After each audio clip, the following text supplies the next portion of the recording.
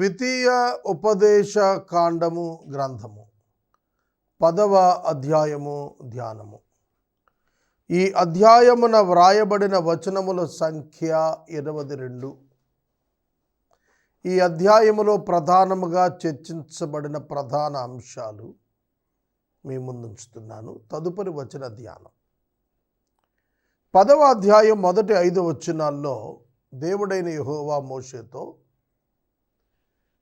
పూర్వము తాను చేసినటువంటి రాతి పలకలు 2 మోషే పగలగొట్టినవి, వాటి వంటి రాతి పలకలు 2 చేసుకుని రమ్మన్నాడు. మోషే దేవుని సన్నిధికి వెళ్ళాడు. ప్రభు వాటి మీద మరలా ఆ 10 ఆజ్ఞలు రాశారు. వాటిని తీసుకుని వచ్చి మందసం పెట్టెలో పెట్టాడు. ఇది మొదటి 5 వచనాల్లో కనిపిస్తుంది. తరువాత 6-7 వచనాల్లో అహరోను మరణం. బెయేరోతు నుండి మొసేరు వరకు జరిగిన ప్రయాణంలో అహరోను చనిపోయాడు. గుద్గోదా నుండి యొత్బాతా వరకు జరిగిన ప్రయాణం ఈ 2 వచనాల్లో కనిపిస్తుంది. 8-9 వచనాలలో దేవుడు లేవీయులను ఏర్పరచుకున్నాడు. ఇశ్రాయేలు 12 గోత్రాల జ్యేష్ఠ సంతానం పక్షంగా ఒక గోత్రమైన లేవీని వినాయించుకుని తన కొరకు యాజకత్వానికి ఏర్పరచుకున్నాడు. వారికి ఏ హక్కులు లేకుండా దేవుడే వారి స్వాస్థ్యంగా ఏర్పాటు చేసుకున్నాడు. 10-11 వచనాల్లో మోషే 40 దినముల ఉపవాసం గురించి రాశాడు. ఇది అతని యొక్క 2వ ఉపవాసం, 40 రోజులది ఉద్ఘాటించాడు.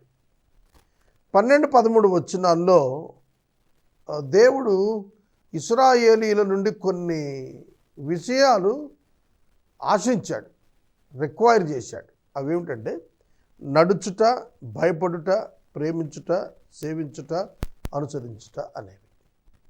14వ వచనం నుండి 22వ వచనం వరకు దేవుని గురించినటువంటి 21 ప్రత్యేక విశేషాలు, ఫ్యాక్ట్స్, సత్యాలు చెప్పాడు.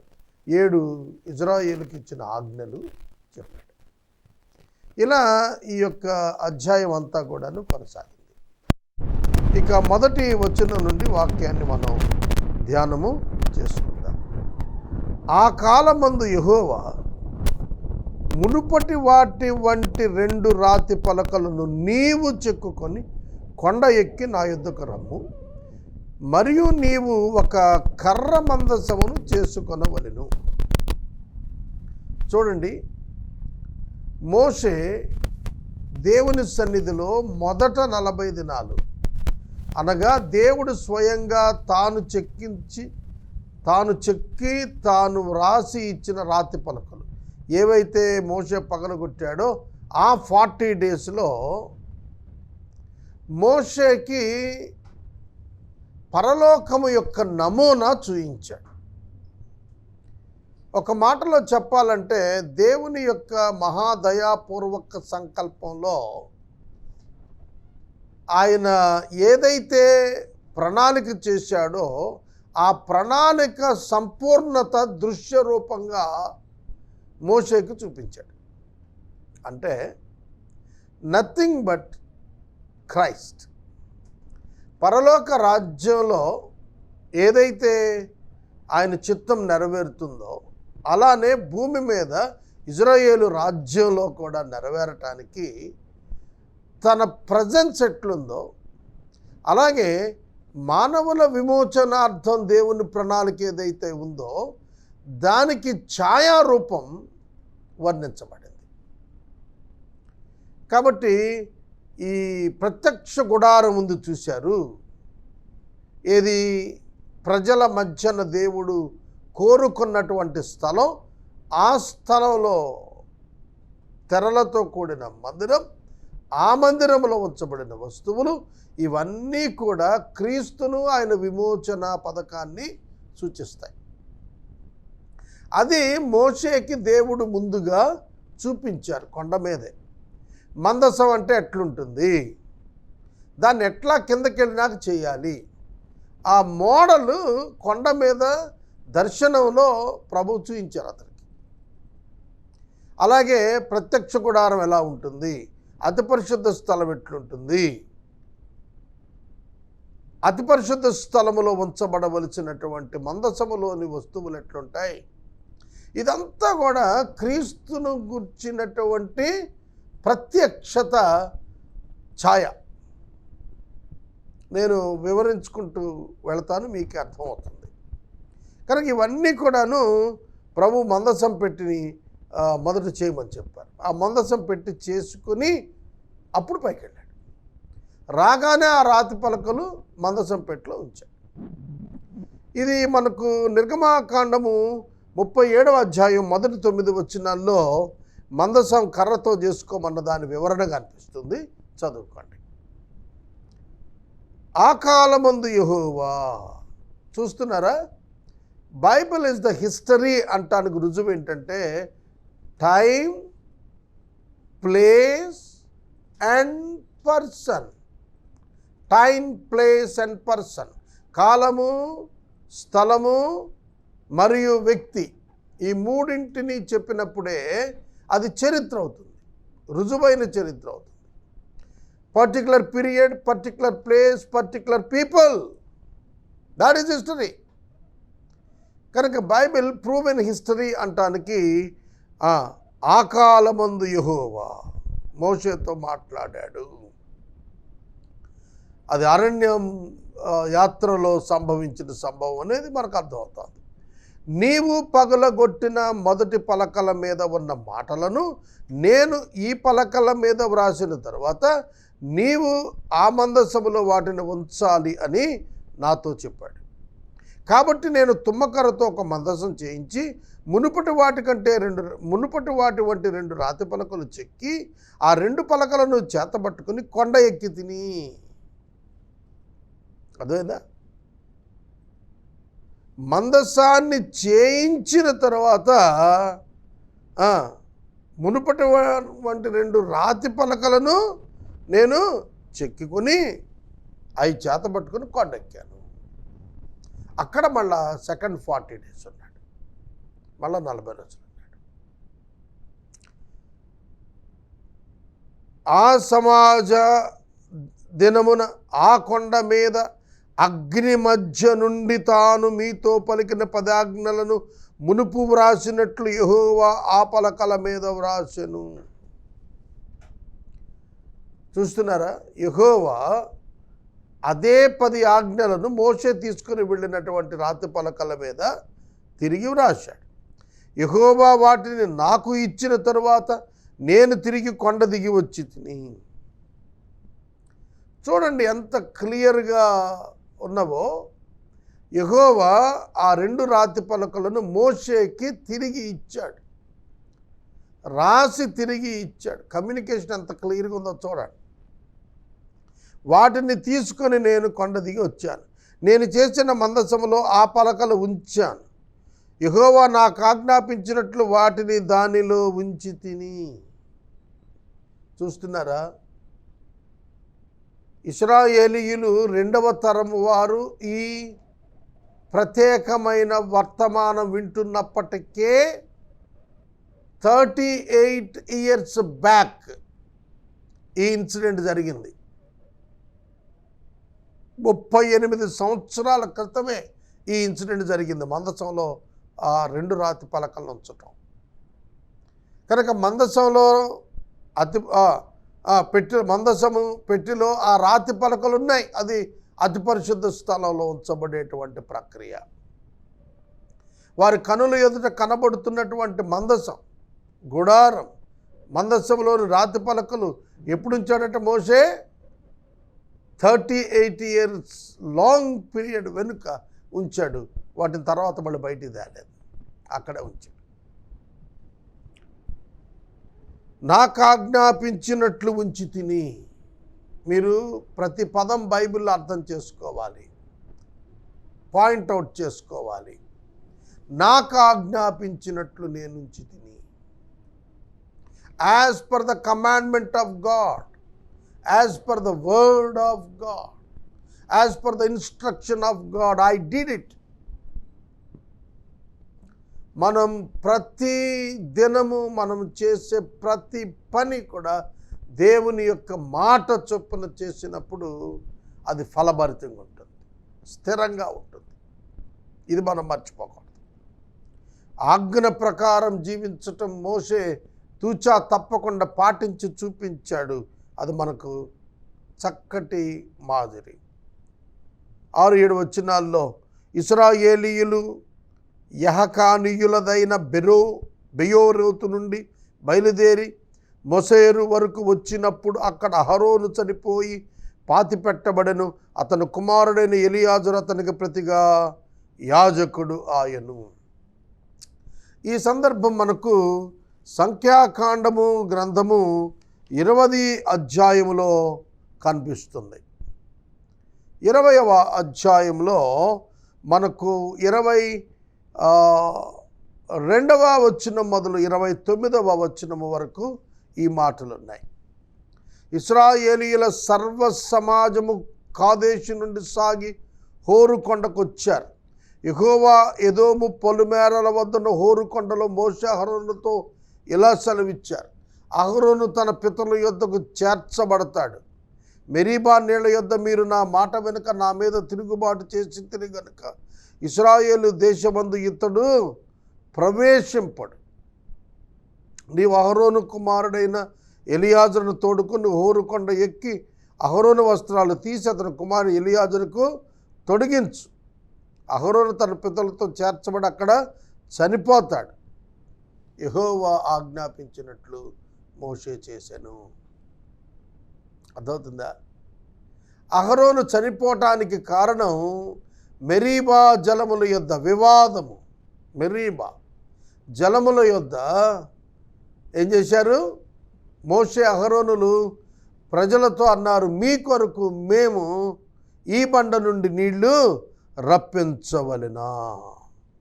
సంఖ్యాకాండము 20వ అధ్యాయము 11వ వచనములు అంటాడు. 10-11 వచనాల్లో ఇశ్రాయేలీ ప్రజలను పోగు చేసి, ద్రోహులారా వినండి, which God don't like it.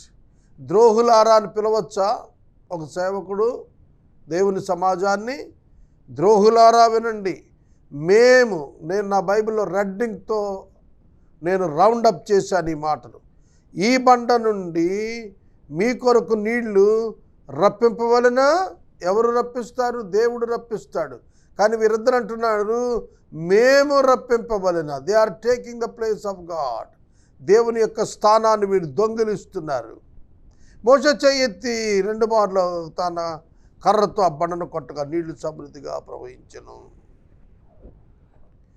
చూడండి, కర్రను బండ మీద 2 మార్లు కొట్టాడు. దేవుడు బండతో మాట్లాడమన్నాడు. 8వ వచనంలో నీవు ఆ బండతో మాట్లాడము, అది నీళ్ళిచ్చును. అయితే మోషే 2 సార్లు కొట్టాడు. అవిధేయత. మాట్లాడమన్నది మాట్లాడకుండా కొట్టాడు బండను. ఒకసారి కాదు, 2 సార్లు కొట్టాడు. Double disobedience. అంతేకాకుండా మేము రప్పించాలా అని దేవుని స్థానాన్ని దొంగిలించాడు. ఇక్కడ మీరు ఒక మాట గుర్తించాలి. ఈ బండ క్రీస్తు అన్నాడు కొరింథీ పత్రికలో పౌలు గారు. ఆ బండ క్రీస్తే అన్నాడు. క్రీస్తు అను బండ బ్రద్దలైనప్పుడు, అనగా ఆయన కొట్టబడినప్పుడు సిలువలో ధారగా ప్రవహించిన జీవజలం, క్షమాపణ, నిత్య జీవం ప్రవహించింది. ఇక 2వ మారు సిలువ వేయనక్కరలేదు యేసుక్రీస్తును. ఆయన సన్నిధిలో క్షమాపణ కోరుకుంటే చాలును. 1 క్రీస్తు సిలువ వేయబడుట, 2వది క్రీస్తు నామమున క్షమాపణ కోరట. కనుక రక్షణార్థమై జీవించున్నట్లు యేసుక్రీస్తు ప్రభు ఒక్క పర్యాయం సిలువ మీద సంపూర్ణ కార్యం నెరవేర్చాడు. మరొక బలి అవసరం లేదు. దాని అర్థం ఏంటి? ఒకసారి బండ మీద కొట్టాడు, అప్పుడు వారికి నీరు వచ్చింది. మళ్ళీ 2వ పర్యాయం బండను కొట్టనక్కర్లేదు. మాట్లాడితే చాలు, అంటే ప్రార్థన చేస్తే చాలు యేసయ్య నామములో. God will give us the forgiveness. పాపమునకు కావలసిన ప్రాయశ్చిత్తం సిలువలో జరిగింది. నీ బాధ్యతగా నీ పాపాన్ని గుర్తించి పరిశుద్ధాత్మ నీకు ఒప్పించినప్పుడు ఒప్పుకొని దాన్ని క్షమించమని అడిగితే చాలు. There is no need of cross again. ఈ ప్రిన్సిపల్ ఇక్కడ దేవుడు అప్లై చేశాడు. అందుకని రెండవ మారు కొట్టడం అవిధేయతను సూచిస్తుంది, కృపాధారాన్ని అవమానపరచటం. అందుకు దేవుడు అహరోను మరణిస్తాడు అని చెప్పాడు. అహరోనే కాదు, మోషేకు కూడాను కనాను ప్రవేశం నిషిద్ధం చేయబడింది ఆ సమయానికి వారితో పాటు. ద్వితీయోపదేశకాండము 10వ అధ్యాయము 6వ వచనంలో అహరోను చనిపోయి అక్కడనే పాతి పెట్టబడ్డాడు హూరు కొండ మీద. అతని కుమారుడైన ఎలియాజరు అతనికి ప్రతిగా యాజకుడయ్యాడు. ఇక్కడ మీకు ఒక విషయాన్ని చెప్పాలి. ఇశ్రాయేలునకు ప్రధాన యాజకుడు నిరంతరం ఉండాలి. ప్రధాన యాజకుడు చనిపోయినప్పుడు మరొక ప్రధాన యాజకుడు వారి కొరకు ఇవ్వబడేవాడు. కొంచెం జాగ్రత్తగా వినండి, నేను చెప్తాను. ప్రధాన యాజకుడు సంవత్సరానికి ఒక మారు 7వ మాసం 10వ దినాన ప్రత్యక్ష గుడారం దేవుని మందిరంలో అతి పరిశుద్ధ స్థలములోనికి వత్సరమునకొక్కసారి ఇయర్లీ వన్స్ పశువుల యొక్క రక్తం తీసుకుని ప్రవేశించేవాడు. అది జాతీయ ప్రాయశ్చిత్తా దినం. అది నేషనల్ ఎటోన్మెంట్ డేగా దేవుడు దానిని చూచేవాడు. ఆ దినాన అతడు లోనికి ప్రవేశించేటప్పుడు రక్త ప్రోక్షణం అతడు అతి పరిశుద్ధ స్థలములో మందసము మీద ప్రోక్షించే సందర్భంలో అతడు అంగీకరించబడకపోతే అక్కడ చనిపోతాడు. అతనిని తీసుకొని రావటానికి లోపలికి ఎవడు వెళ్ళకూడదు. అందుకని ప్రధాన యాజకుడు లోపలికి వెళ్ళక మునిపే గంటలను కట్టుకుంటాడు. త్రాడు నడుంక కట్టుకుని త్రాడు వెలుపట వదిలేస్తారు. లోపల గనక అతడు రక్తాన్ని చిమురుస్తూ కదులుతుంటే గంటలు మోగుతాయి. ఒకవేళ గంటలు మోగుట ఆగిపోయిందంటే అర్థం ఏంటంటే దేవుడు అతనిని అంగీకరించలేదు, అతనిని మొత్తాడు, అతను చనిపోయాడని. అప్పుడు ఆ తాడు పట్టుకొని ఆ డెడ్ బాడీ బయటికి లాగాల్సిందే తప్ప ఎవరు లోపలికి వెళ్ళటానికి వీల్లేదు. ఎవడును ఎన్నడూ దేవుని ఎప్పుడును చూచి ఉండలేదు. ఒక్కసారి మందసం పెట్టి అతి పరిశుద్ధ స్థలంలో పెట్టబడిన తర్వాత nobody can see it except a high priest, that too yearly once. సంవత్సరానికి ఒక్కసారి మాత్రమే ప్రధాన యాజకుడు అతి పరిశుద్ధ స్థలంలోనికి వెళ్ళే ఛాన్స్ వచ్చింది. అంతే తప్ప సర్వసాధారణంగా ఏ మానవుడిగా దాన్ని చూడలేడు కన్నుతో. ఇది మనం చూడాలి. తర్వాత అతి పరిశుద్ధ స్థలాన్ని పరిశుద్ధ స్థలాన్ని వేరు చేస్తూ ఒక దట్టమైన తెర ఉంటుంది. Even light cannot pass in to it. దేవుడే లోపట వెలుగై ఉంటారు తప్ప వెలుపట నుండి వెలుగు ప్రసరించి లోపట వెలుగు ఉండదు. కనుక గాఢాంధకారంలో నివసించేటువంటి వెలుగైన దేవుడు ఆ స్థలాన్ని వెలుగుతో నింపుతాడు.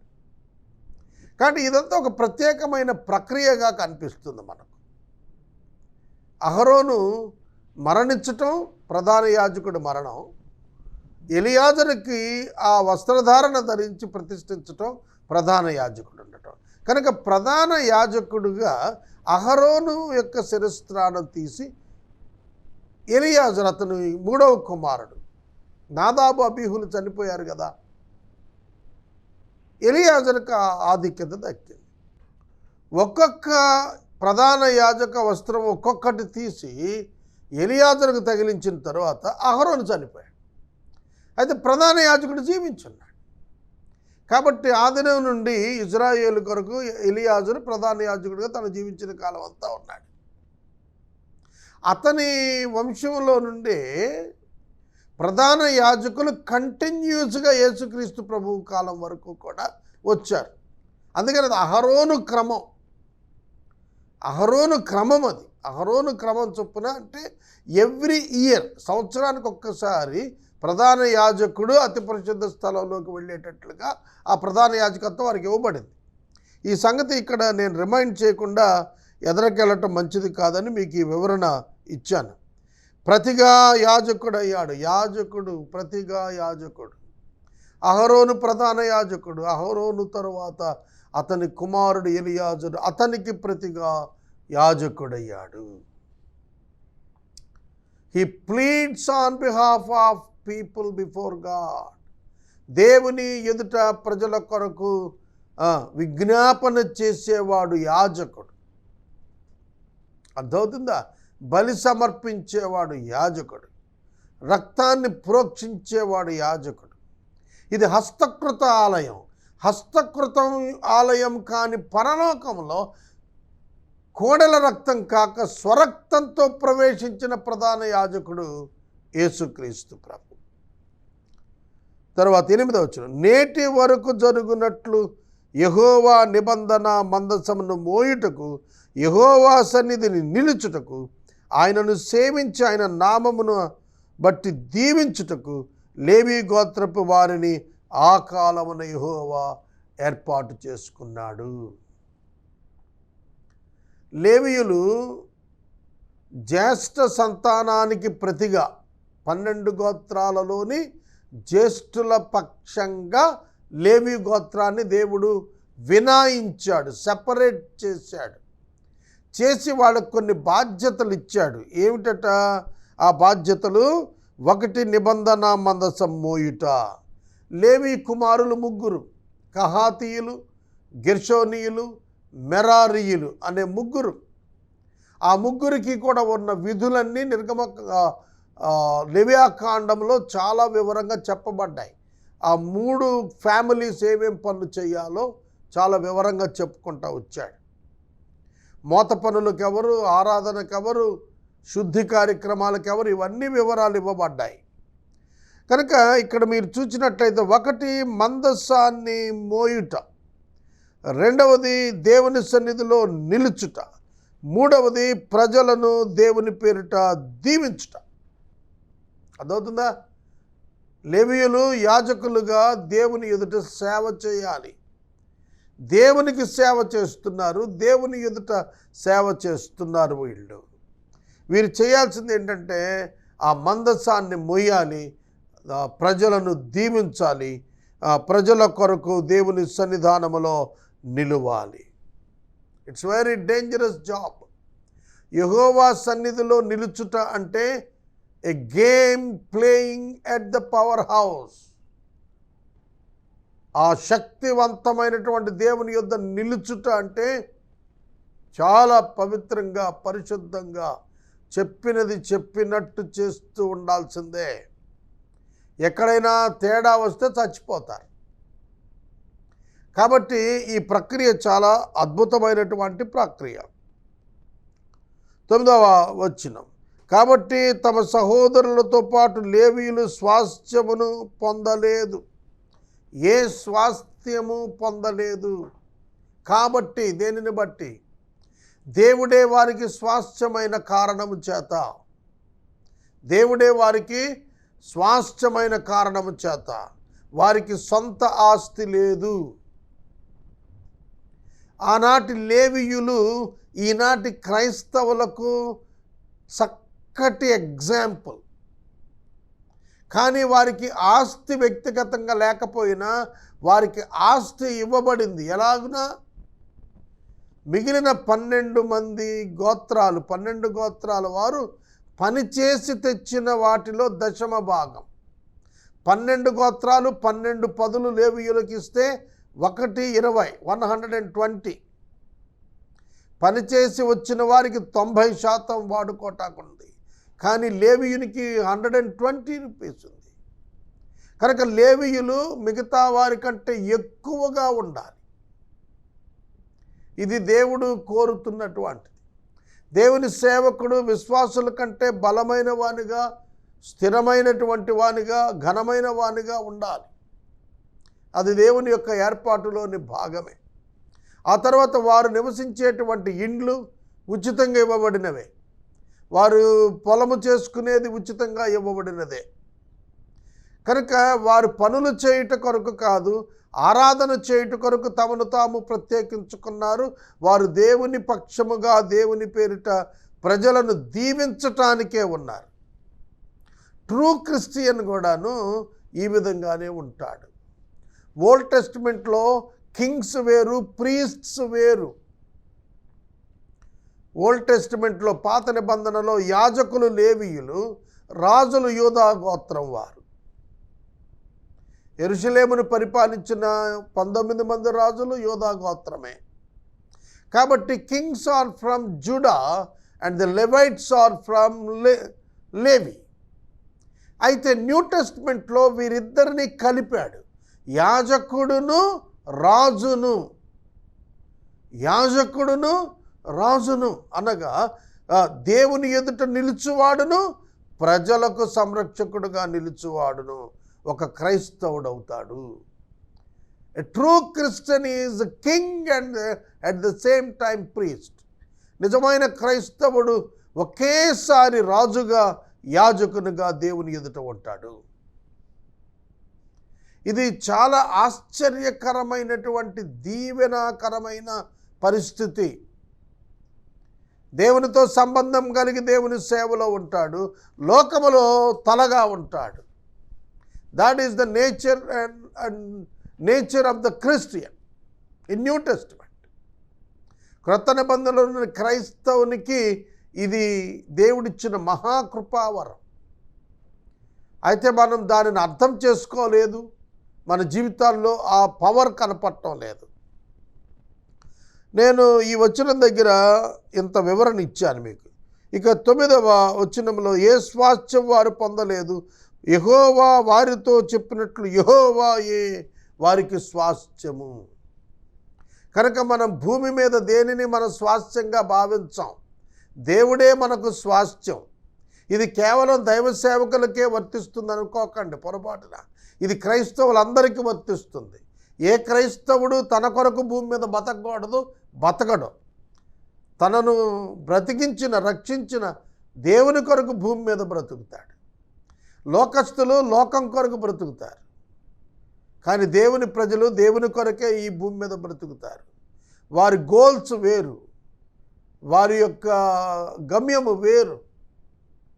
ఇది మీరు గుర్తించాలి. 10వ వచనం 11వ వచనంలో తను చేసిన ఉపవాసం గురించి చెప్తున్నాడు. 40 రోజుల ఉపవాసం. నేను మునుపటి వలె 40 పగళ్ళు 40 రాత్రులు కొండ మీద ఉండగా యెహోవా ఆ కాలమున నా మనవి ఆలకించి నిన్ను నశింపచేయుట మానివేశాడు. దీని వివరణ నేను 9వ అధ్యాయంలో ఇచ్చాను. 40 రోజులు ఎందుకు పడుతుందండి ఆ రాతి పలకల మీద రాసి ఇవ్వటానికి? దేవుని యొక్క ఆగ్రహం మానుకునేటట్లు మోషే అక్కడ బ్రతిమలాడాడు. He took 40 days to convince God. దేవుడు ఆయన మనవిని వినటానికి, మోషే మనవిని వినటానికి అంత టైం పట్టింది. అంత ఆగ్రహం, దేవుడు కోపోద్రేకం తగ్గించుకున్నాడు. 11వ వచనం, మరియు యెహోవా నాతో ఇట్లు అనెను, ఈ ప్రజలు నేను వారికి ఇచ్చేదనని వారి పితరులతో ప్రమాణము చేసిన దేశమున ప్రవేశించి స్వాధీనపరుచుకున్నట్లు నీవు లేచి వారి ముందర సాగుము అని చెప్పాడు. గమనిస్తున్నారా? God allowed Moses to be the leader and walk before the people of God. దేవుని ప్రజల ఎదుట నాయకుడిగా నిలిచి వారి ఎదుట నడవమనేటువంటిది దేవుడే అతనికి ఇచ్చినటువంటి బాధ్యత. మీరు గమనించారా? నా మనవి ఆలకించి మిమ్మును నశింపచేయుట దేవుడు మానివేశను. అబ్రహాము మనవి ఆలకించి లోతును నశింపచేయుట దేవుడు మానివేశను. పితరులను జ్ఞాపకం చేసుకుని ఇశ్రాయేలీయులను నశింపచేయుట దేవుడు మానివేశను. కనుక impact of the prayer of righteous, నీతిమంతుని యొక్క ప్రార్థన మనఃపూర్వకమైనదే, మహాబలము కలిగినదై ఉంటుందని వాక్యం చెప్తాం. అది నెరవేరేది. కనుక అడగండి ఇవ్వబడుతుంది అని దేవుని యొక్క ప్రిన్సిపల్ ఇక్కడ కనబడుతుంది. అడుగు ప్రతివాడు పొందుతాడు అన్నాడు. న్యూ టెస్ట్మెంట్లో కొండ మీద ప్రసంగంలో దేవుడు అడిగేవానికి ఇచ్చేవాడుగా కనబడుతున్నాడు. అడగండి ఇవ్వబడుతుంది. అనేకులు అడగకయే పొందలేకపోతున్నారు. You need to pray more and more. నువ్వు అత్యధికంగా ప్రార్థించాలి. నీ కొరకే కాదు, ప్రజల కొరకు ప్రార్థించాలి. ఇవాళ క్రైస్తవుని ప్రార్థన కుటుంబం వరకే ఆగిపోతోంది, తన సొంత వారి వరకే ఆగిపోతోంది. No, beyond that you need to pray. దాన్ని మించి నువ్వు ప్రార్థన చేయాలి. యెహోవా వారికిచ్చేదనని పితరులతో ప్రమాణం చేసినటువంటి ఆదేశానికి ఆ సంతానం నడిచే వరకు కూడా నువ్వు వాళ్ళ ముందు నడువు. This is the commandment of God to every Christian. ప్రతి క్రైస్తవునికి దేవుడిచ్చిన ఆజ్ఞ ఏంటో తెలుసా? Walk before the world. ప్రపంచానికి ముందు నువ్వు నడవాలి. ఇది దేవుని యొక్క కమిషన్ మనకు. కనుక ప్రతి క్రైస్తవుడు నాయకుడే, ప్రతి క్రైస్తవుడు యాజకుడే, ప్రతి క్రైస్తవుడు రాజే. కానీ ఈ సత్యం మనకు అర్థం కాక మనం ఇంకా ఇంకా ఇంకా ఈ ప్రమాణములోనికి, ప్రామాణికత్వములోనికి వెళ్ళలేకపోతున్నాం.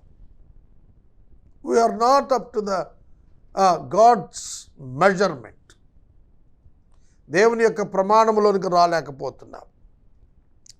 దేవుడు మోషేకి ఇచ్చినట్లుగా, ఆజ్ఞ ఇచ్చినట్లుగా అతడు ఆ వారి ముందు నడవటం ప్రారంభించాడు.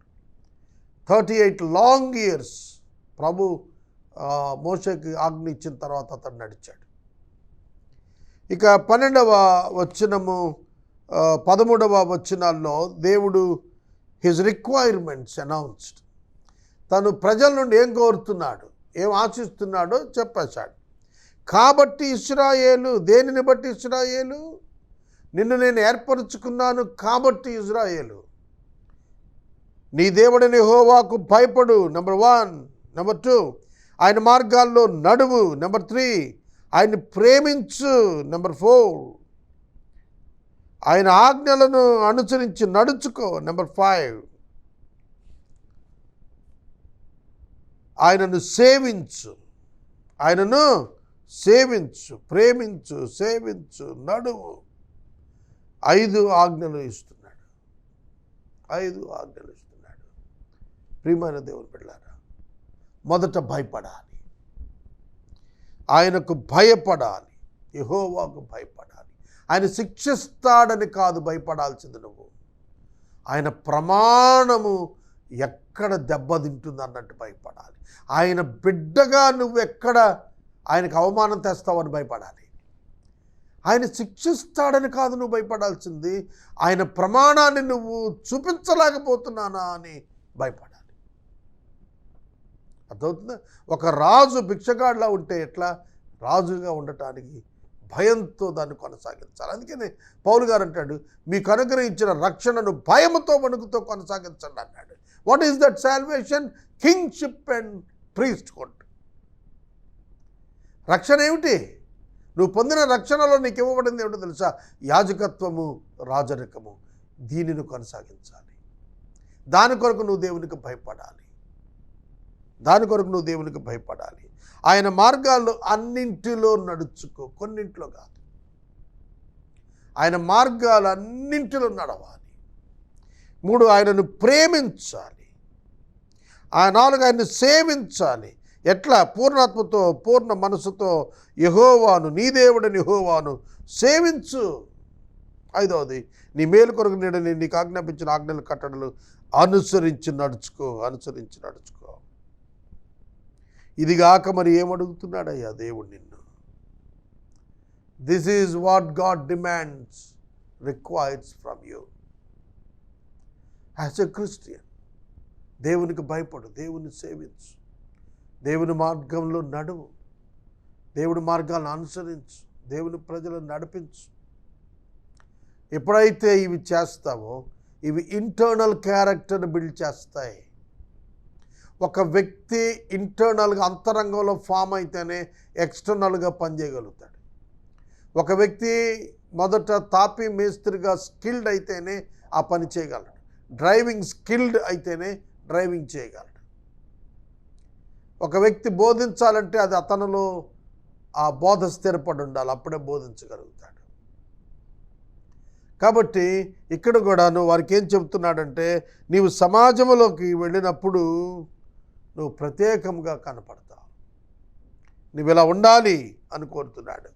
అయితే యెహోవా నీ పితరులను ప్రేమించి వారి యందు ఆనందపడి సమస్త జనములలో వారి సంతానమైన మిమ్మును నేటి వలె ఏర్పరుచుకున్నాడు. మిమ్ములను ఏర్పరచుకోవటానికి కారణం ఏమిటో తెలిసిన, ఆయన పితరులను ప్రేమించి చేసిన నిబంధన, పితరుల యందు ఆనందపడి చేసిన నిబంధన. పితరుల యందు ఆనందించాడు. హెబ్రీ పత్రిక 11వ అధ్యాయం ఆ పితరుల జాబితానిచ్చింది. వారి యొక్క విశ్వాస జీవితం యందు ఆనందించాడు. అట్టి వారికి దేవుడునని అనిపించుకొనుటకు దేవుడు సిగ్గుపడడు. హెబ్రీ పత్రిక 11వ అధ్యాయంలో రాస్తున్నాడు, అట్టివారికి, ఎట్టివారికి? అబ్రహాము, ఇస్సాకు, యాకోబు, నోవాహు, మోషే, అహరోను, హానోకు, ఇట్లా పేర్లన్నీ ఇస్తూ వచ్చి డానియేల్ వరకు ఇస్తూ అంటాడు, ఇట్టివారికి దేవుడని అనిపించుకున్నట్టుకు ఆయన సిగ్గుపడేవాడు కాదు. చూస్తున్నారా ప్రియమైన దేవుని బిడ్డలారా? కారుపాటి శాంతి సాగర్ యొక్క దేవుడునని అనిపించుకున్నట్టుకు దేవుడు సిగ్గుపడువాడు కాడు అని ప్రకటించాలి అంటే నాలో ఆ జీవితం ఉండాలి. నేను దేవునికి సిగ్గు కలుగు చేసే బ్రతికితే దేవుడు అలా చెప్పలేడు నన్ను గురించి. నా సేవకుడైన యోబును చూచితివా? సాతాను ఎదుట దేవుని అతిశయం ఒక్కసారి ఆలోచించండి. కాబట్టి మనలను ఏర్పరచుకోవటంలో దేవుని యొక్క ప్రణాళిక, ఆయన వాగ్దానాన్ని బట్టి, ఆయన దయాపూర్వక సంకల్పాన్ని బట్టి జరిగింది.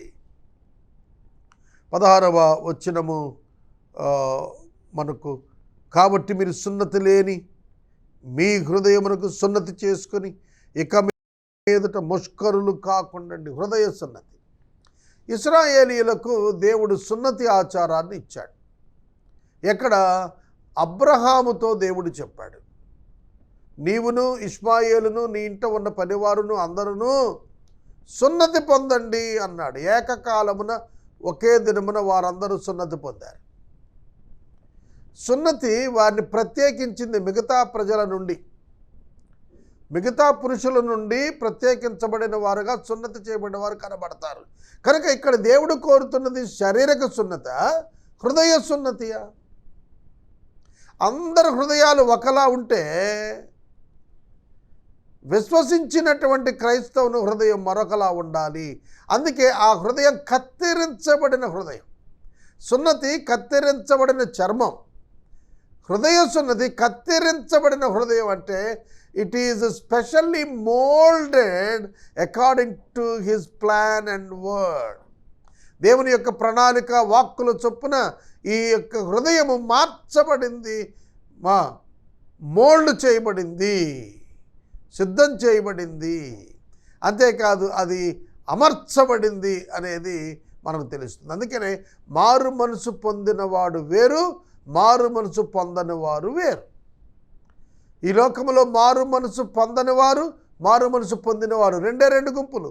హృదయ సున్నతి పొందినవారు, హృదయ సున్నతి పొందని వారు. శరీర సున్నతి నిమిత్తమే లేదు, దానివల్ల ప్రయోజనం లేదని పౌలు గారు చాలా తేటగా చెప్పారు. శారీరక సున్నతి వలన ప్రయోజనం ఏమిటి? దానివల్ల ప్రయోజనం ఏమీ లేదు. అది కేవలం శరీరానికి సంబంధించినటువంటిదే. కానీ హృదయ సున్నతి అతి ప్రాముఖ్యమైనది మరియు దేవుడు కోరినటువంటిది. కనుక దేవుని యొక్క వాక్యములో పరిశుద్ధుడైన పౌలు ఈ విషయాలను చాలా తేటగా రాశాడు. గలతీ పత్రిక 6వ అధ్యాయము 12వ విషయములో సున్నతిని గురించి మాట్లాడాడు. సున్నతి పొందవలనని మీరు బలవంతం చేస్తున్నారు అంటూ అక్కడ గలతీయులలోని కొందరిని హెచ్చరిక చేశాడు. అలాగే ఎఫెసీ పత్రిక 2వ అధ్యాయంలో 11వ వచనంలో కూడా సున్నతిని గురించి మాట్లాడాడు. సున్నతి పొందుట ఎందైనను పొందకపోవుట ఎందైనను ఏమీ లేదు. హృదయ సున్నతి ప్రధానమైనటువంటిది. అందుకనే ద్వితీయోపదేశకాండంలోనే 10వ అధ్యాయం 16వ వచనంలో మీరు సున్నతి లేని మీ హృదయమునకు సున్నతి చేసుకొని ఇక మీదట ముష్కరులు కాకుడి. హృదయ సున్నతి ఇర్మియాకు చెప్పబడినటువంటిది. అది హృదయం అనేది పలక మీద వ్రాయబడినటువంటిది. మాంసయుక్తమైన దేహమందు సున్నతి వలన ప్రత్యేకత కాదు దేవుడు కోరుతోంది, అంతరంగమందు ప్రత్యేకత కోరుతున్నాడు ప్రభు. ముష్కరులు కాకుండాన్నట్లు దేవుని బిడ్డలు అయ్యేటట్లుగా మీ అంతరంగాలను మార్చుకోండి. That is more important. ఎందుకంటే మనకి మోషే కాలంలో సున్నతి కనిపిస్తుంది. ఆఖరికి మోషే పెద్ద కుమారుడు గెర్షోనుకు అతని యొక్క భార్య, మోషే గారి భార్య, ఆమె సున్నతి చేసి రక్త సంబంధమైన పెనిమిటివయ్యావని మోషేని గురించి చెప్పింది. సిపోరా గారు ఆ కార్యం చేశారు నిర్గమకాండాలో. మోషే ఐగుప్తుకు వెళ్ళకముందు యెహోవా అతనిని చంపజూచినప్పుడు ఆమె ఆ కార్యం చేసి మోషేను బ్రతికించుకుంది. కాబట్టి ఇక్కడ సున్నతి అనేటువంటిది ఓల్డ్ టెస్టిమెంట్లో ఒక భౌతిక ఆచారంగా కనపడుతూ అంతరంగ సంబంధమైన సున్నతికి మాదిరిగా అది కనిపిస్తుంది. కాబట్టి 16వ వచనం హృదయ సున్నతి ఓల్డ్ టెస్టిమెంట్లోనే దేవుడు వారికి చెప్పాడు. It's not new testament term, it is old testament term. భౌతిక సున్నతి ఈ హృదయ సున్నతికి మాదిరి. 17 ఏలయనగా నీ దేవుడని యెహోవా పరమదేవుడును పరమ ప్రభువునై ఉన్నాడు. ఆయన మహాదేవుడు, పరాక్రమవంతుడు, భయంకరమైన దేవుడు. ఆయన నరుల ముఖము లక్ష్య పెట్టనివాడు, లంచము పుచ్చుకొననివాడు. గాడ్స్ యాట్రిబ్యూట్స్ ఇక్కడ మనకు కనిపిస్తున్నాయి. Who is our God? మన దేవుడు ఎవరు? చూడండి, చాలామంది మేము భారతదేశంలో ఉన్నాం. భారతదేశంలో ఒక్కొక్క డిపార్ట్మెంట్కి ఒక్కొక్క దేవుడు. ఎడ్యుకేషన్కి ఒక దేవుడు, అలాగే హెల్త్కి ఒక దేవుడు, వర్షానికి ఒక దేవుడు, ఎండకు ఒక దేవుడు, చావుకు ఒక దేవుడు, స్వస్థతకు ఒక దేవుడు, ఇట్లా రకరకాల దేవుడు. వాళ్ళ జ్యూరిస్డిక్షన్ అక్కడ వరకే. They are limited to that extent own. సాతానుని యొక్క మోసం ఏమిటో తెలిసిన, దేవుడైన యెహోవాను, యేసుక్రీస్తును దేవునిగా అంగీకరించకుండా మనుషులను భ్రమపరిచి విగ్రహాల వైపు త్రిప్పింది అపవాది.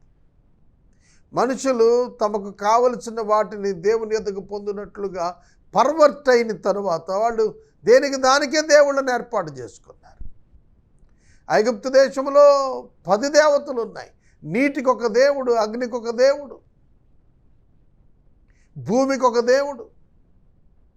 వీటన్నింటిపైన ప్రభువు, పరమ ప్రభువు, పరమ దేవుడు, మహాపరాక్రమవంతుడు, భయంకరమైన దేవుడు, మహాదేవుడు. ఈ దేవుని గురించి బైబిల్ ఇలా చెబుతారు. కనుక ఈయనకు అసాధ్యమైంది ఏది లేదు. సర్వ సంపదలు ఆయన యందు గుప్తమై ఉన్నాయి. కనుక యేసుక్రీస్తు ప్రభు ఎవరు అని అన్నప్పుడు ఆయన మహాదేవుడని తీతుకు రాస్తూ పౌలు గారు 2వ అధ్యాయం 13వ వచనంలో చెప్పాడు. మహాదేవుడు మన రక్షకుడు ఆయనని చెప్తున్నాడు. ఆయన మహాప్రభువు, గొప్ప ప్రభువు, పరమదేవుడు, పరమ ప్రభువు, పరాక్రమవంతుడు, భయంకరుడైన దేవుడు. ఆయన నరుల ముఖము లక్ష్య పెట్టడు. నరుల ముఖము లక్ష్య పెట్టడు అన్నప్పుడు ఒక మనుషుని బట్టి కాదు, ఆయన తనను బట్టి తాను కార్యం చేస్తాడు. లంచము పుచ్చుకొనని వాడు.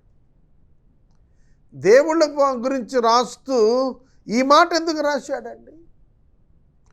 దేవుణ్ణి గూర్చి రాస్తూ ఈ మాట ఎందుకు రాశాడంటే, డబ్బుకు దేవుణ్ణి ప్రలోభపరచలేవు. ఎందుకంటే ఆరాధనా వ్యవస్థలు వచ్చాయి. ఈవెన్ ఇన్ జెరూసలేం, ఈ యెరూషలేములో కూడాను ఆరాధనా వ్యవస్థ వచ్చింది. దేవుని ఆరాధించువారు ఆత్మతో సత్యముతో ఆరాధించాలనేది దేవుని సంకల్పం. అయితే మతపరమైనటువంటి వాతావరణాలు ఒక్క యెరూషలేములోనే కాదు, విశ్వవ్యాప్తంగా వచ్చాయి.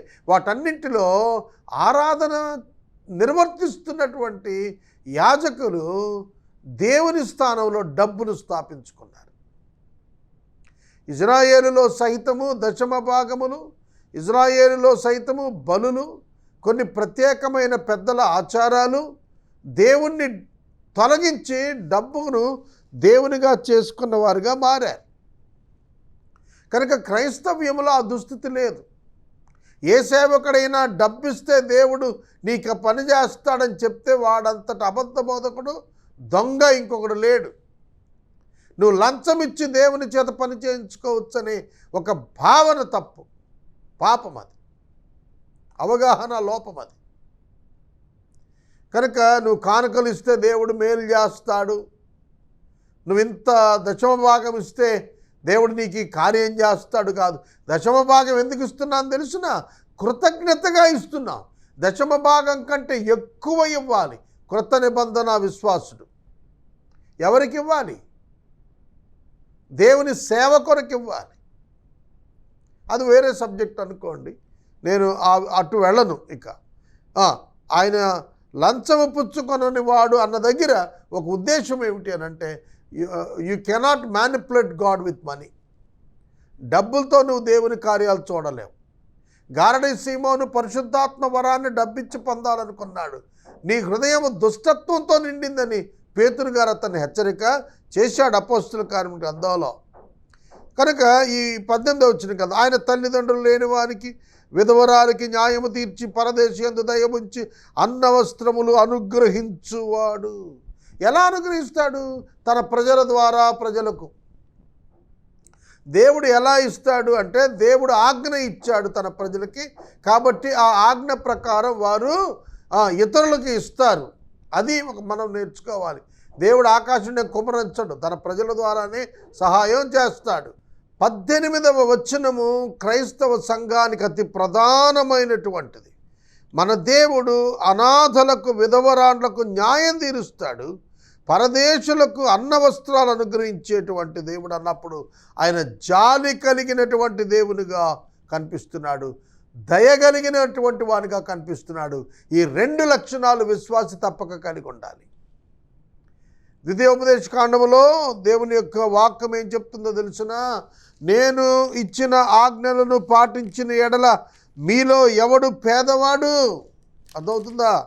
నేను మీకు ఇచ్చిన ఆజ్ఞలను పాటించిన ఎడల మీలో ఎవడు పేదవాడు? అవును, దేవుని ఆజ్ఞలను కనుక మనం పాటించినట్లయితే మనకు నీతి కలుగుతుంది అన్నాడు. అంటే నీతిమంతులంగా దేవుని చేత మనం ఎంచబడతాం. నీతి విశ్వాస సంబంధమైనది. ఈ ఇహలోక సంబంధమైనటువంటి ఆశీర్వాదములన్నీ కూడాను, కండిషనల్ బ్లెస్సింగ్స్ అన్నీ కూడాను రైచియస్ యాక్షన్స్కి దేవుడు ముడిపెట్టాడు ఓల్డ్ టెస్ట్మెంట్లో. కనుక మనం మన యొక్క నీతియుక్తమైన ప్రవర్తన చేత సమాజంలో దేవుని యొక్క బిడ్డలంగా దేవునికి మహిమ తీసుకుని వస్తాము. కనుక ఈ మాటలను మీరు తప్పక గమనించాలని నేను మనవి చేస్తున్నాను. ఆయన జాలి కలిగిన వాడు. పరదేశులుగా మీరు ఒకప్పుడు ఉన్నారు ఐగుప్తు దేశంలో, మీరు పరదేశుల పట్ల జాలి చూపాలి, జాలి తలంచండి. మీ దేవుడని యెహోవాకు భయపడి ఆయన సేవించి ఆయన హత్తుకుని ఆయన నామను ప్రమాణం చేయాలి. ఆయనే కీర్తనీయుడు. నువ్వు కళ్ళారా చూస్తుండగా భీకరమైన గొప్ప కార్యాలు నీ కొరకు చేసిన నీ దేవుడు ఆయనే. ఆనాడే కాదు, ఈనాడు కూడా నీ జీవితంలో దేవుడు గొప్ప కార్యాలు చేస్తున్నాడు. నీ పితరులు 70 మంది ఐగుప్తుకు వెళ్ళి ఇప్పుడు నీ దేవుడని యెహోవా ఆకాశ నక్షత్రాలు నిన్ను విస్తరింపజేసి ఉన్నాడు.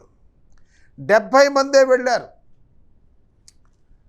యోసేపు ప్రధానమంత్రిగా ఉన్నప్పుడు యాకోబు, అతని యొక్క కుమారులు మరియు అతని యొక్క మనుమలు అందరూ కూడాను యోసేపు యొక్క మాట చొప్పున ఐగుప్తు దేశానికి ఆహ్వానం పొందినప్పుడు దేవుడు యాకోబుతో చెప్పాడు, నువ్వు ఐగుప్తు దేశానికి వెళ్ళు అని చెప్పి దేవుడు చెప్పాడు.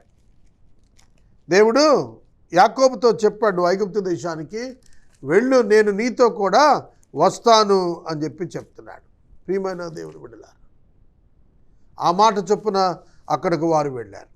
అలా వెళ్ళినటువంటి వారి యొక్క సంఖ్య 70 మందిగా దేవుని యొక్క వాక్యం మనకు జ్ఞాపకం చేస్తుంది.